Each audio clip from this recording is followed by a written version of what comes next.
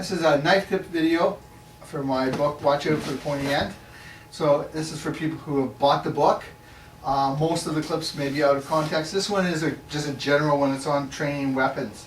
You remember that each training tool you use is for a drill, and it should fit the drill. And it should serve the purpose of the drill. Okay?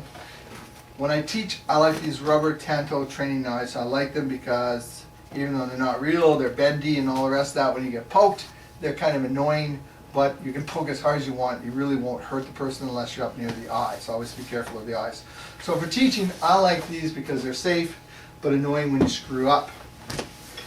If you want to get used to a bigger knife or a machete, or we have these nice boy knives made for us by Louis Omet, one of my former students when I ran my school. And they're nice big, because big blades make a difference in how people move and how they attack. This is a hard, solid blade. You get whacked with this, trust me, you remember it. And that brings me to the difference between training with a solid blade and something that's soft. This blade is metal. It's great for situations where I've got it against his throat. It feels kind of nasty. You can see a glint. It's really good for that. It's good for little, depending on your partners, how fast you can move. So it gives you a little more resistance if I get stabbed. But the fact is, if I really puncture this into Adam, I'm going to really puncture this into Adam. Whereas something safe, which is like this ski belt wrapped up, I can stab Adam and I won't. And that makes a difference. What we're going to see here is, Adam's going to take this blade. Now this is a nice pad. If Adam actually stabbed this sewing machine with all his might, he would actually go in and wreck my pad, and I don't want that. So what he's going to do is full sewing machine stabs 20 times, but he's not going to quite touch this. He's going to pull it before he touches it. No, you're not pulling it all the way back to stab. And faster, faster, faster, faster, faster, faster, faster. And you'll notice nothing changes.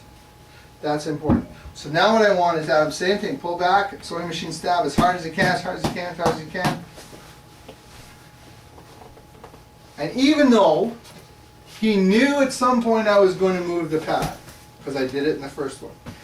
Even though he can see it coming, when you're really stabbing something, it's very hard to stop. Plus, I also would rotate and caught the control point just like we would in the CBI, and that's why we go. So if you really want to train into the testing mode, where you want to see if you're actually getting out of the way, don't use a tool that your partner can really hurt you with, because even subconsciously they're pulling that. Okay, it's kind of like the difference between the distancing for sports sparring and the distancing for really drilling this guy. Use something where your partner can commit to that attack, even if they're sewing machine stabbing it. When they're really stabbing it, it's different than when they're just touching it. Okay, very different. So again, if you want to move into testing mode, you can go a couple of ways. Okay? You can use the hard one, and it gives you that feel and mistake of it, but you're not fully testing whether they'll actually kill you. That's where you need a soft one, so that they can really go plunge that into your chest, and so you know if you actually have been hit or not. So a safer weapon for actually a faker weapon for a more realistic fake attack. Okay, so that's a little bit on training tools. Use them properly. Good tools. Shock knives are a great tool. Because it gives you when somebody's trying to mess around, grab a blade, or you know when you've been touched by that blade. So they're great tools for their purpose. Okay? Training tools. Use them properly. Thank you.